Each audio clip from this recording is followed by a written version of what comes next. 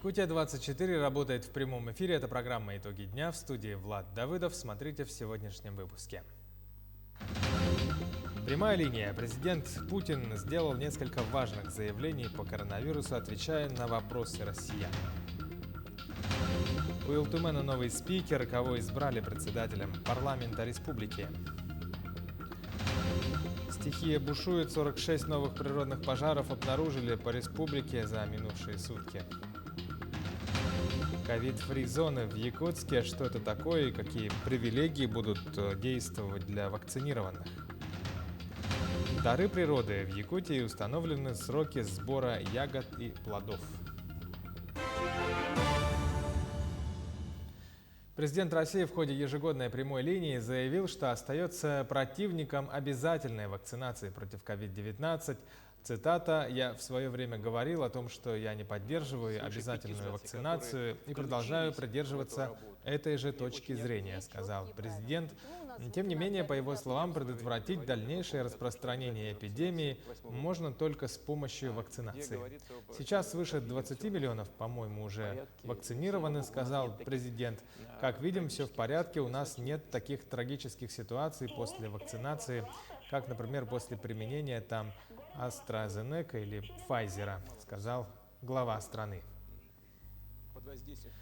В связи с осложнением эпидемиологической ситуации в Горном районе и низкими темпами вакцинации населения, оргкомитетом принято решение о том, что спартакиада по национальным видам спорта «Игры Манчары» в селе Бердигостях с 7 по 11 июля пройдут без зрителей. В соревнованиях примут участие 1850 спортсменов по 11 видам спорта. Прямой эфир покажут на телеканалах НВК Саха, Мамонт, также сайтах як24.ру и nvk-online.ru во вкладке «Прямой эфир». Также можно будет посмотреть в приложении Smart TV на телевизорах Samsung и LG и в мобильном приложении НВК Саха для iOS и Android. Эта мера вынужденная, она направлена прежде всего на обеспечение жизни и здоровья наших граждан, потому что, во-первых, вот еще раз подчеркиваю, что ситуация в республике и в частности в Горном районе достаточно нехорошая, но и активность граждан в Горном районе по вакцинации также невысокая. Но тем не менее мы обеспечим достаточно высокий организационный уровень проведения этих игр. Все комиссии, ответственные организаторы, судьи, другие комиссии, которые обеспечивают функционирование всей системы этих игр, они будут работать на местах в эти дни и обеспечивать проведение игр. Во-вторых, мы обеспечим прямую трансляцию игр в эти дни на каналах НВК Саха. По данным оперштаба, за минувшие сутки выявлено по республике 90 новых случаев коронавирусной инфекции, в том числе в Якутске 57 случаев, в Алданском районе 7, в Неренгринском 5, в Вилюйском, Чурапчинском районах по 3 случая, Амгинский, Верхневилюйский, Мирнинский, Амиконский, Хангаласский районы по 2, Верхоянский, Мегино-Кангаласский, Намский, Нюрбинский и Усть-Алданский районы по 1 случаю за день. Отмечается, что по-прежнему большинство случаев инфекции остаются завозными. Особое внимание хотела бы обратить сегодня на осложнение ситуации в Аймиконском, Верхоянском и сегодня новую ситуацию, возникшую в Анабарском улусе. На настоящий момент происходит, соответствующие петрасследования проводятся, медицинские работники оказывают помощь как в стационарных, так и в амбулаторных условиях, соответствующие лекарства, оборудование есть для того, чтобы непосредственно осуществлять медицинскую помощь. В столице региона больные коронавирусом поступают в пульмонологическое отделение Якутской республиканской клинической больницы. Сегодня в отделении проходит лечение 170 больных, из них состояние 18 пациентов наиболее тяжелое. По словам врачей, в последнее время наблюдается рост заболеваний коронавирусом среди молодых, многие из которых переносят инфекцию в довольно тяжелой форме. По 2 корпусам находится более 170 человек. Больные все тяжелые, в основном поступают с большими поражениями, да? Это КТ-3, КТ-4. Мы работаем согласно протоколу. Сейчас лекарства больница все обеспечивает. Больные все своевременно получают. Больные разные бывают. От среднего возраста до как бы 70-80 лет. Чаще в последнее время стали заходить больные среднего возраста, это 30-40 лет. В Москве вступили в силу ужесточения по профилактике заболеваемости коронавирусом. Гостей и жителей столицы страны теперь не пускают в рестораны и кафе без специального QR-кода о вакцинации. В ином случае на входе нужно предъявить отрицательный анализ на ПЦР, действующий 3 дня. Оформить QR-код можно в регистратуре поликлиники или на сайте госуслуг. Но для посетителей веранд сделали исключение. До 12 июля там можно посидеть и без QR-кода. Эту тему накануне обсудили с властями столицы во время онлайн-конференции. Нововведение вызвало много вопросов у москвичей. Журналисты пожаловались на выявление технических проблем. Даже привитые люди из-за этого не могут зайти в ресторан. В плане именно технических моментов я на своем примере, привитая в марте, не могу пока увидеть QR-код на госуслугах. Это техническая проблема, я с ней разбираюсь уже несколько дней. Соответственно, можно обратиться в техподдержку. Я надеюсь, что там СНИЛС был введен. Соответственно, вся система, которая определяет, человек вакцинирован или нет, она привязана в том числе и к разного рода документам. То есть в систему вакцинации вносится ваш СНИЛС. То есть, возможно, вам необходимо обратиться в пункт вакцинации, где вы были. В Якутске с завтрашнего дня начнут работу ковид-фри зоны. Что это такое и какие привилегии будут работать для привитых граждан, в материале нашего корреспондента Дмитрия Тымырова. С завтрашнего дня предприятиям общепита и общественным заведениям дадут право работать без ограничений. В соответствии с указом от 28 июня 2021 года 1918 на территории Республики Саха-Якутия у предпринимателей появляется возможность, то есть это в виде добровольной возможности работать без ограничений, создав на своей территории так называемые зоны ковид-фри. Ковид-фри-зона – это зона без ограничений, где любой желающий может, как и раньше, провести свой досуг. Самое главное условие посещения такого места – это быть вакцинированным или иметь на руках свежий отрицательный ПЦР-тест. Для граждан требования единственные, два основных требования. Для этого достаточно будет иметь с собой документ, удостоверяющий личность, и эту справку. Ее можно также иметь как в электронном виде, так и в бумажном виде, чтобы была возможность считывания этого QR-кода. Одним из условий открытия таких зон для предпринимателей – это полная вакцинация всех сотрудников. Обязывать предпринимателей работать по новой системе не будут никого. Выбор остается за ними. Между тем, столичные предприниматели начали поощрять своих потребителей, которые прошли полный курс вакцинации и имеют на руках сертификат. Для таких граждан некоторые предприятия подают бесплатно одно блюдо или напитки. Все это надо уточнять у администраторов мест общепита. Панда Журавль, конкретно ресторан, предложил, в свою очередь, это бесплатный лимонад, который выдается по паспортам, которые высвечиваются в госуслугах, и также в бумажном носителе. Вчера нас посетили уже 36 человек, то есть отзыв получился. Между тем, данные нововведения будут контролироваться со стороны контрольно-надзорных органов, чтобы не допустить новое распространение вируса. Нарушителей будут штрафовать. На прошлой неделе проверено 300 объектов. Это ночных заведений, общепитов, а также торговых объектов и социальных учреждений. Выявлено всего 17 нарушений. Надо отметить, что нарушений становится меньше, все меньше и меньше. В том числе ночных заведений проверено 7 за выходные и выявлено 2 нарушения. Это общепит, то есть ресторан в гости, бар. А также на прошлой неделе было судебное заседание в отношении ресторана «Панам». Было рассмотрено сразу 5 протоколов по 5 нарушениям. И суд наложил штраф на общую сумму 500 тысяч рублей. То есть по каждому делу по 100 тысяч рублей. А также ночной клуб «Евразия» было приостановлено на 60 суток. Несовершеннолетние должны сопровождаться взрослыми со справкой или сертификатом. Перед бесковидными зонами будут установлены пункты контроля. Желающие присоединиться к новым правилам предпринимателей должны будут отправить заявку в Министерство предпринимательства. Дмитрий Тымыров, Семен Семенов, Якутск. Урологи и травматологи Мирнинской больницы получат новое оборудование. Благодаря аппаратам медики смогут проводить сложные операции там же, в Мирном, не отправляя больного в другие больницы. Как рассказала главный врач Мирнинской больницы Татьяна Стручкова, обновят и автопарк районных медучреждений. 1 000 000 рублей потратят на закупку машин для Ихальской больницы. Там же установят и новый компьютерный томограф. Средства на модернизацию поступили от Алроса. На здравоохранение района компания направила в этом году более 200 миллионов рублей. Значительную долю, около 120 миллионов, направят и на онкологические программы, остальное в основном на перевооружение медучреждений Мирнинского района. Будут закупаться аппараты УЗИ, цистоскопии, хирургические и травматологические аппаратура. Это будет закупаться на 53 миллиона. Мы планируем здесь уже замену суставов. Ежедневно в приемное отделение детской инфекционной больницы поступают дети возрастом от 0 до 18. Обращения могут быть очень разными, начиная от воздушно-капельных до бактериально-диагностических инфекций. На помощь всегда приходят квалифицированные специалисты. О буднях врачей инфекционного отделения расскажет наш корреспондент Валерия Наумова. Анжелика Острелина, заведующая приемным отделением, вот уже 5 лет трудится на благо детей. Пандемия коронавирусной инфекции внесла свои коррективы и в работу инфекционного отделения. Пандемия коронавирусной инфекции, конечно, сказалась на нашей работе, да?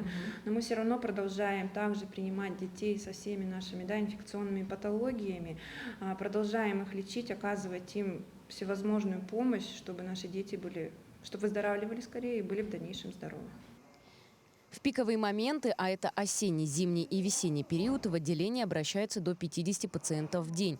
Из них госпитализируется примерно треть.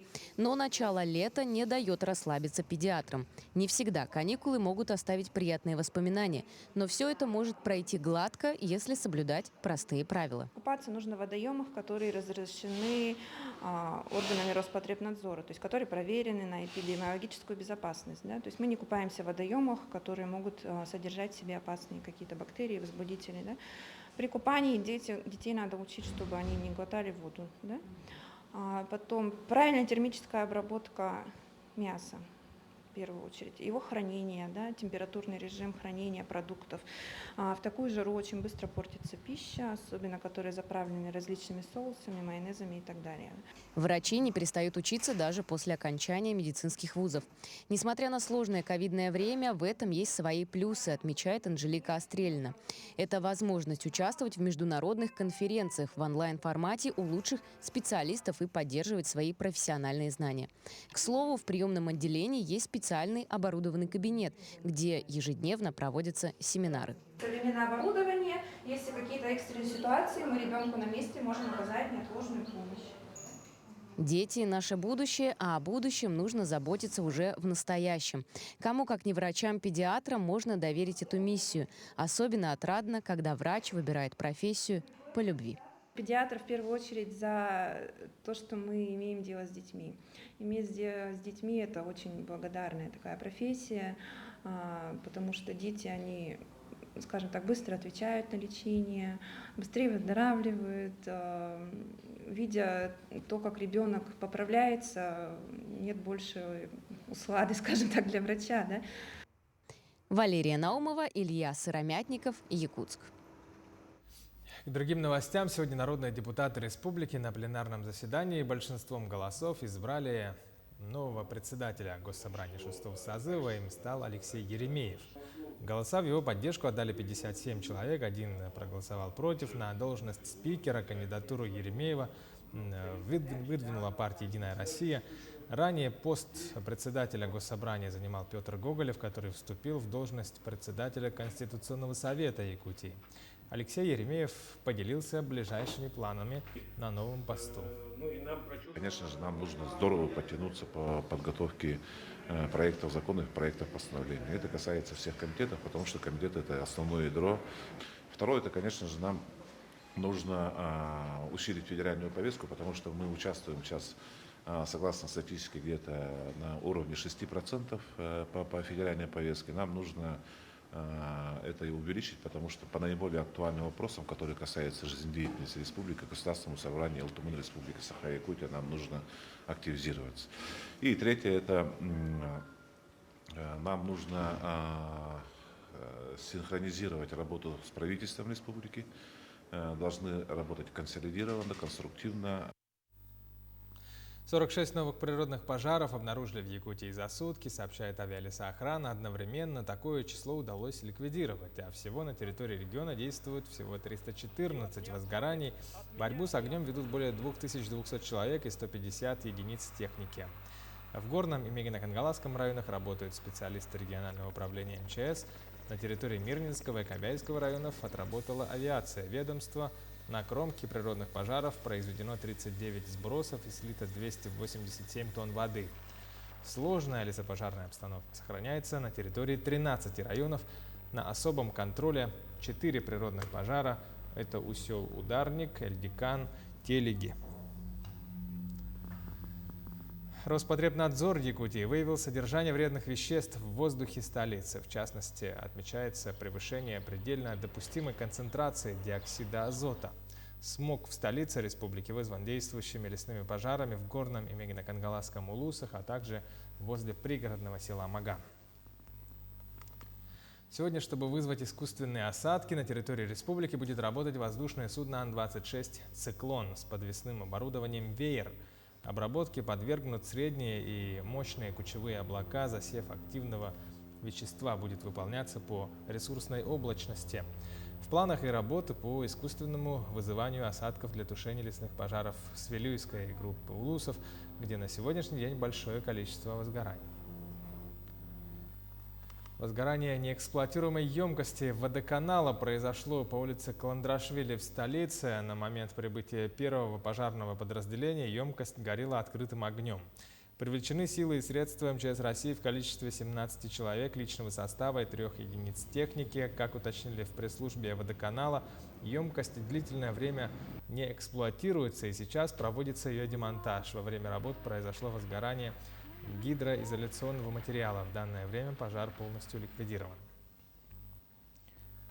Неприятный запах, появившийся в 17-м квартале в столице в начале этого лета, не дает жителям возможности комфортно дышать. Местные жители жалуются на едкую вонь, которая распространяется на несколько улиц. В проблеме разбиралась наш корреспондент Надежда Саханская.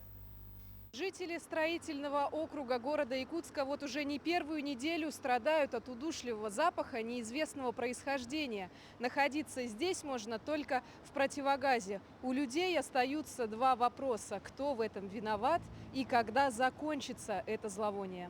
В коттеджном поселке, который расположен в 17-м квартале, с наступлением жарких дней появился резкий неприятный запах, который горожане посчитали за запах гниения. Источником послужил ледник, находящийся на улице Жарницкого. Позвонили 02, дали заявку как раз ровно неделю тому назад, в понедельник. Ну, они приехали сюда, 02 приехали ради того, чтобы якобы здесь труп. Вот. Ну, убедились, что этого нету, здесь оказалась совсем другая проблема. Иной проблемой оказалась стухшая продукция, которая принадлежит филиалу Нерюнгринской птицефабрики. Отметим, что организация «Гурме», расположенная в нескольких метрах от зловонного ледника, также страдает от этого соседства. С этой ситуацией мы боремся уже на протяжении 2 лет. Этот год у нас 3-й. Нам, к сожалению, попались нерадивые соседи. Это Нерюнгринская птицефабрика. Находятся они сразу же, скажем так, за нами. Ситуация в чем? Здесь постоянно у них то куры, то яйцо, постоянно прокисшее. Из-за этого, естественно, страдаем мы. Поэтому вот ситуация такая, я тоже прошу принять меры со своей стороны. Мы уже тоже не знаем, куда писать. Или в Роспотребнадзор, или уже действительно как жильцы, следственные органы. Мы несем очень большие риски в связи с этим. Совместными усилиями с этим надо как-то бороться. Фраза «мухи у нас» теперь далеко не отсылка к известному фильму, а страшная реальность, от которой в первую очередь страдают жители города. Потому что это мухи, это разносчики, это крысы, это все, что сопутствует. Рядом стоят большие здания, где живут люди, и у всех сейчас открыты окна. Этот запах, он идет везде. И как можно быстрее это должно быть ликвидировано. Владельцы зловонного ледника отказались комментировать данную ситуацию, однако на следующий день уже начались работы по вывозу тухлой продукции.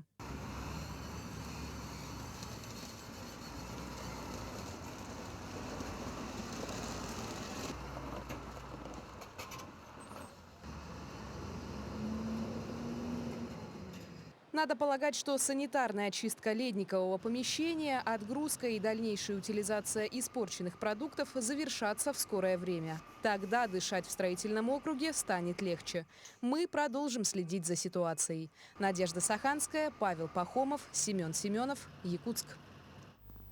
К отоплению подключат ряд объектов в Алданском районе в этом году. Как сообщает теплоэнергосервис, в поселке Нижний Куранах к теплу, горячему и холодному водоснабжению, а также водоотведению подключат 3 многоквартирных жилых дома. В Алдане подключат многоквартирный жилой дом и спортивно-оздоровительный комплекс «Энергетик». Кроме того, централизованное теплоснабжение появится в школе на 60 мест в селе Чугай в Аймеконском улусе. Также теплоэнергетики продолжают отрабатывать заявки на технологическое присоединение частных домов к теплосетям. В Якутии установлены сроки сбора ягод и плодов. Минэкология региона напоминает, что сбор необходимо начать с момента их полного созревания. Вкусная и полезная земляника созревает в десятых числах июля в Амгинском, Татинском, Усть-Алданском, Намском районах. Ну а на 2 дня позже разрешается собирать землянику в Чурапчинском, Сунтарском, Хангаласском улусах. Голубику собирают начиная с 20-х чисел июля. Черную смородину в северных районах можно начать собирать с 5 августа. В Вилюйской группе улусов поспеет к середине месяца. Ну а бруснику можно собрать после 20 августа. Малина готова к сбору в Вилюйской группе районов с 18 по 20 июля. Чернику в нынешнем сезоне разрешено собирать с начала августа в Мирнинском районе, а в Ленском и Ниренгринском районах можно собирать к середине августа. В рамках месячника по саночистке Ниренгринским филиалом «Газпром Трансгаз Томск» оказана помощь Республиканскому детскому специализированному дому социального обслуживания. Более 3 лет территория, прилегающая к учреждению в поселке Серебряный Бор, находилась в довольно плачевном состоянии. Все подробности у Ирины Кичигиной. В соответствии с письмом председателя правительства Республики Саха-Якутия Тарасенко Андрея Владимировича в июне этого года детским домом подписан договор с Ниренгринским филиалом акционерного общества «Газпром Трансгаз Томск» Ашевской помощи. Директор этого предприятия Сергей Палагин является членом попечительского совета детского дома. В рамках этого договора в течение недели сотрудники Ниренгринского филиала «Газпрома» производили расчистку территории. Была задействована техника у нас. Это полуприцеп, вывоз металлолома был, трал, доставка горной техники, тяжелой техники. Был задействован автокран для сборки бульдозера здесь на месте прям. Были задействованы автосамосвалы для вывоза мусора и задействованы бульдозер и погрузчик «Амкадор» для зачистки, погрузки мусора. В работах приняли участие около 20 человек, с помощью которых было вывезено более 40 автомашин промышленного мусора и более 10 машин металлолома. Весь мусор вывозился на полигон твердых бытовых отходов, принадлежащий муниципальному унитарному предприятию «Переработчик», который на безвозмездной основе принял весь объем ненужного хлама. Ну, теперь благодаря помощи, такой, оказанной «Газпромом», при содействии главы поселка Серебряный Бор Будуева Станислава Николаевича у нас появится возможность эту территорию благоустроить, как-то облагородить, высадить деревья, посеять там траву, возможно, какое-то поле футбольное, я вижу там, например, вот можно сделать. Ну, то есть над чем работать, есть к чему стремиться. Попечительский совет детского дома работает с 2011 года. Руководит им Флида Габасова. Члены попечительского совета – это руководители таких организаций, как Колмар, Сбербанк, Айгуль, Южно-Якутский технологический колледж и глава поселка Серебряный Бор Станислав Будуев. Они не раз выручали детский дом спонсорской помощью. Так, в этом году ко Дню защиты детей были приобретены игрушки, самокаты, мебель и бытовая техника. Эта работа с социальным учреждением будет продолжаться и дальше. Ирина Кичигина, Захар Головин, Ниренгри. Первый отель в стилистике киновселенной Marvel открыли в парижском Диснейленде. Всего в 4-звездочном отеле представлено более 350 иллюстраций по мотивам Marvel комиксов, в их числе 50 произведений, созданных специально для парижской локации. Погрузиться во вселенную Marvel посетители могут уже при входе в вестибюль отеля. В нем представлены огромные панели с комиксами, картины с героями Marvel, 3 костюма Железного Человека в натуральную величину. В отеле есть номера люкс, посвященные Человеку-пауку, другим героям, бар, ресторан в стиле Манхэттена, где посетители могут посмотреть на супергероев, летающих на фоне Нью-Йорка. Таковы новости сегодня, итоги дня. Прощаемся с вами, смотрите Якутию 24, будьте всегда в курсе.